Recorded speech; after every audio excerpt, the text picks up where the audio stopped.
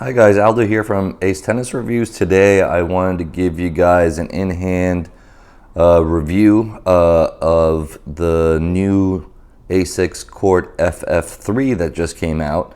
Now this is the Novak shoe. As you guys know, the Gel Court's gone through a couple different iterations.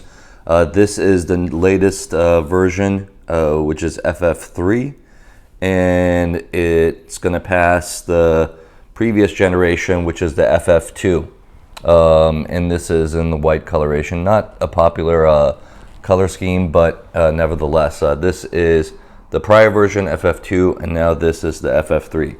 I've also worn these shoes and played with them, so I could give you guys a little bit of my personal take on what the upgrades do and the things that they don't do. But aesthetically, it's very similar to the FF2. If you look at it, they both have the same synthetic upper materials right here on the toe box and all around. They both have the same sock-like shoe intake, and so it's got, it pretty much slips right in, and you could use the laces to tie them up. But the biggest difference for me is the difference in material and also the shape of the shoe itself. They both kind of have the same type of cushioning. I mean, it looks a little bit more what they call the twist rust stability in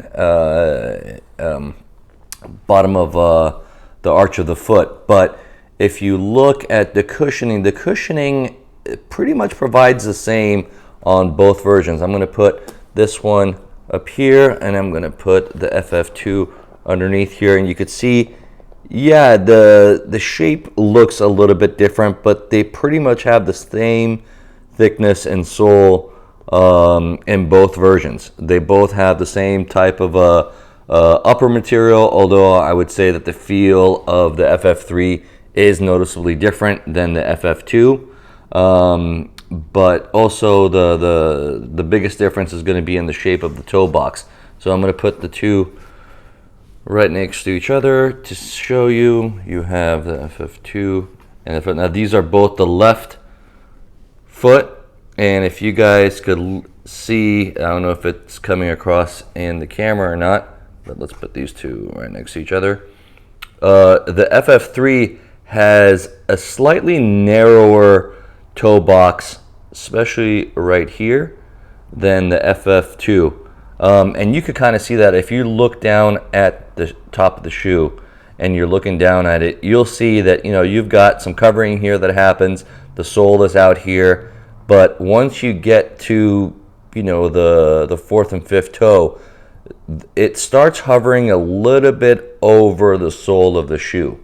You can see, you can't see the sole of the shoe if you look down on it from the toe box right here. It's covered, it's underneath here. But if you look at FF2, you'll see, well, it's a little bit hard to see, but this is a blue color that pops up. It's not the same as the orange, but right here, if you look down on it, you already would see, maybe this is a better way of showing it, or maybe putting it down here. You could see that the sole of the shoe pops out already. It's not being covered by the toe box. And here, I'll switch it so you guys can see. This is the FF3. You can't see the sole of the shoe, but FF2, you can.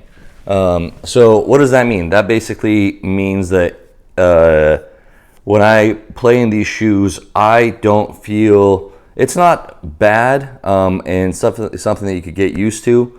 But I definitely do notice the difference between having a little bit more cushion and space in the toe box compared to the previous version, compared to the FF3. Now, it might not be a big deal for those who have narrow feet, but I've got average to maybe a little bit wider of feet, and so for me, it's not uncomfortable by any means, but I feel the toe being closed noticeably more than I did with the FF2.